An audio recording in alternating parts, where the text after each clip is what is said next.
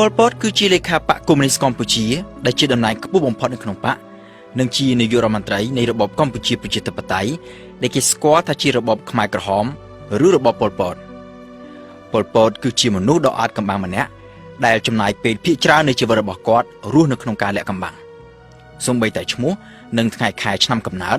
ក៏ Pol Pot បានផ្លាស់ប្ដូរដែរ Pol Pot តាមពិតមានឈ្មោះដើមថាសឡុតសកើតនៅភូមិព្រែកស្បូវក្នុងខេត្តកំពង់ធំគេដឹងថា Pol Pot ស្លាប់នៅថ្ងៃទី15ខែមេសាឆ្នាំ1998ក៏ប៉ុន្តែ Pol Pot កើតនៅថ្ងៃណាខែណាឆ្នាំណានៅតែជាបញ្ហាមិនច្បាស់លាស់ដដែលយោងតាមវិទ្យុជាតិកម្ពុជាប្រជាធិបតេយ្យដែលបានផ្សាយនៅឆ្នាំ1977 Pol Pot កើតនៅឆ្នាំ1925ក៏ប៉ុន្តែយោងតាមឯកសារជាច្រើនដែលអាណាព្យាបាលបារាំងបានតម្កល់ទុកនៅឆ្នាំ1950 Pol Pot ឬសឡុតសកើតនៅថ្ងៃទី25ខែឧសភាឆ្នាំ1928ចំណែក Pol Pot ខ្លួនឯងបានអាងថាថ្ងៃខែឆ្នាំកំណើតពិតរបស់គាត់គឺខែមករាឆ្នាំ1925ក៏ប៉ុន្តែគាត់បានបន្ថយអាយុ3ឆ្នាំដោយចុះនៅក្នុងបញ្ជីជាតិថាកើតនៅឆ្នាំ1928ទៅវិញ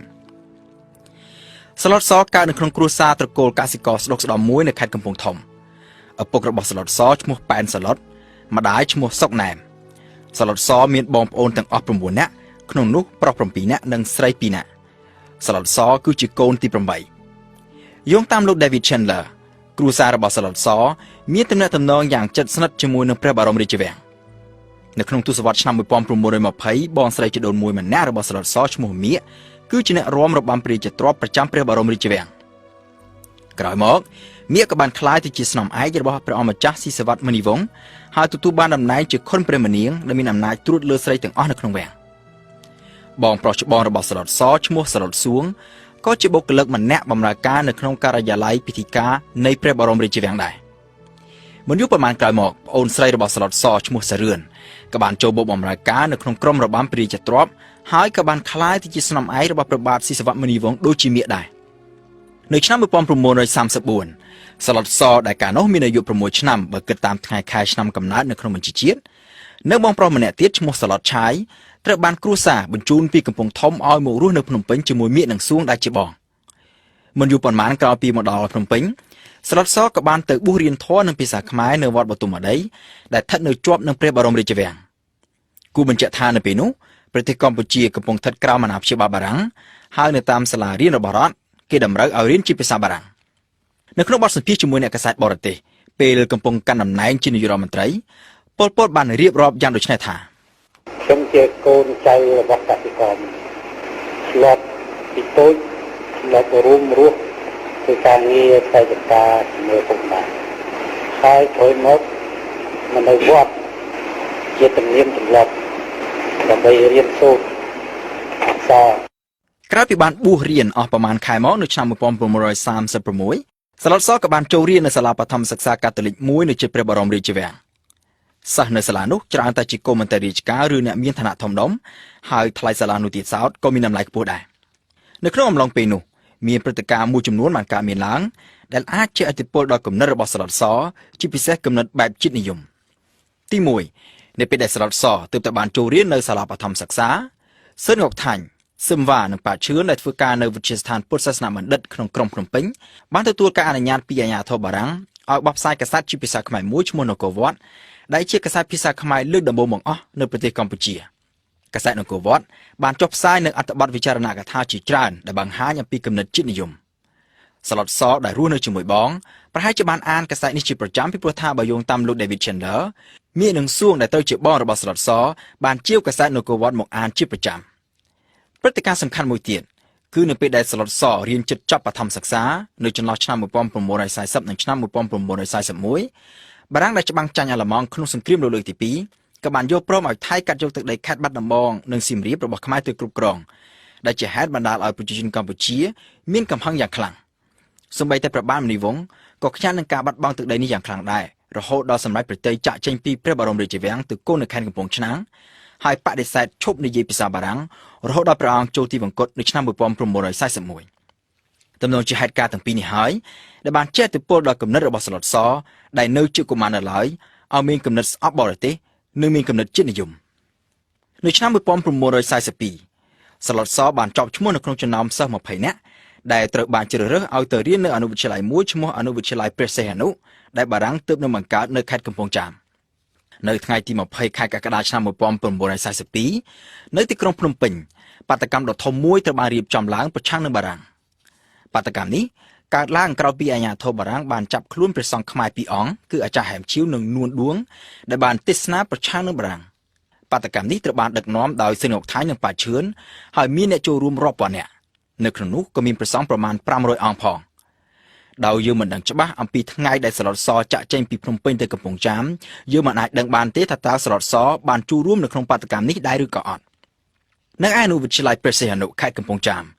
ស្លុតសបានជួបជាមួយនឹងហ៊ូនឹមហ៊ូយុននិងខៀវសំផនដែលរៀននៅទីនោះដែរអ្នកទាំងនេះសុទ្ធតែជាកូនអ្នកចេះដឹងហើយសុទ្ធតែជាអ្នករៀនពូកែហើយដែលក្រោយមកសុទ្ធតែបានក្លាយទៅជាមេដឹកនាំសំខាន់របស់ចលនាខ្មែរក្រហមក៏ប៉ុន្តែមិត្តភក្តិជិតស្និទ្ធបំផុតរបស់ស្លុតសនៅពេលនោះគឺលុនណុនប្អូនប្រុសរបស់លុនណុលប្រហែលជាដោយសារតែទំនាក់ទំនងមិត្តភាពជាមួយមេដឹកនាំខ្មែរក្រហមនេះហើយបានជានៅឆ្នាំ1975លុនណុនមិនព្រមចាក់ចេញពីទីក្រុងភ្នំពេញ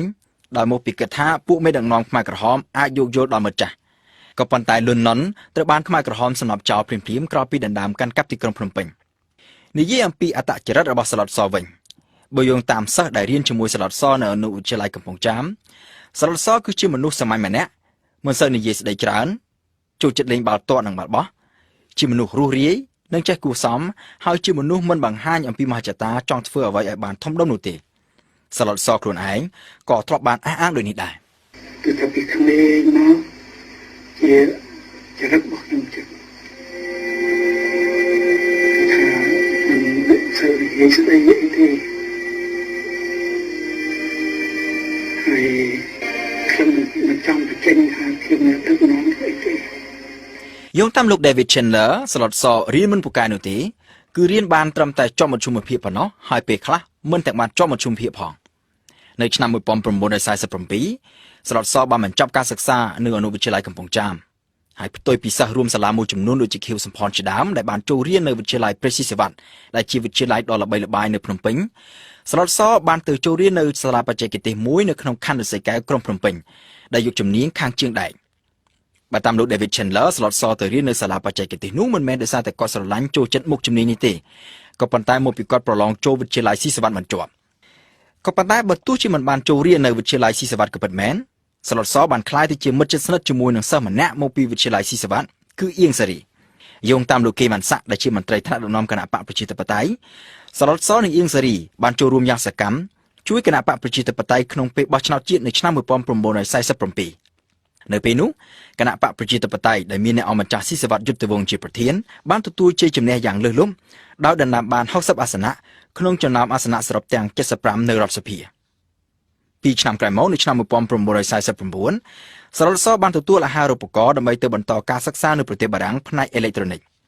សំណួរសួរថាហេតុអ្វីបានជាស្លុតសដែលរៀនមិនសូវពូកែផងក៏ប៉ុន្តែបែរជាទទួលបានអាហារូបករណ៍ទៅរៀននៅប្រទេសបារាំងបែបនេះនេះប្រហែលជាមកពីហេតុផលសំខាន់ពីរទី1នៅពេលនោះក្រសួងអប់រំស្ថិតក្រោមការគ្រប់គ្រងរបស់គណៈបកប្រជាធិបតេយ្យដែលឈ្នះឆ្នោតកាលពីឆ្នាំ1947ប្រហែលជាដោយសារតែស្លុតសបានជួយធ្វើការឃោសនាបោះឆ្នោតឲ្យគណៈបកប្រជាធិបតេយ្យទើបរដ្ឋមន្ត្រីក្រសួងអប់រំផ្ដល់អាហារូបករណ៍ឲ្យស្លុតសទៅរៀននៅប្រទេសបារាំងទី2នៅពេលនោះមិនសូវជាមានកូនខ្មែរណាមានជំនាញខាងអេឡិចត្រូនិកនោះទេប្រហែលជាមកពីហេតុនេះហើយបានជាក្រសួងអប់រំកម្ពុជាបញ្ជូនស្លុតសដែលរៀននៅសាលាបច្ចេកទេសស្រាប់ឲ្យទៅបន្តការសិក្សាផ្នែកបច្ចេកទេសអេឡិចត្រូនិកនៅប្រទេសបារាំងទោះជាក្នុងហេតុផលណាមួយក៏ដោយស្លុតសបានក្លាយទៅជាសិស្សមួយរូបក្នុងចំណោមសិស្សពូកែទាំង21រូបដែលត្រូវបានរដ្ឋាភិបាលបញ្ជូនទៅរៀននៅប្រទេសបារាំងនៅឆ្នាំ1949គឺនៅប្រទេសបារាំងនោះហើយដែលស្លុតសបានក្លាយទៅជាជនកុម្មុយនីស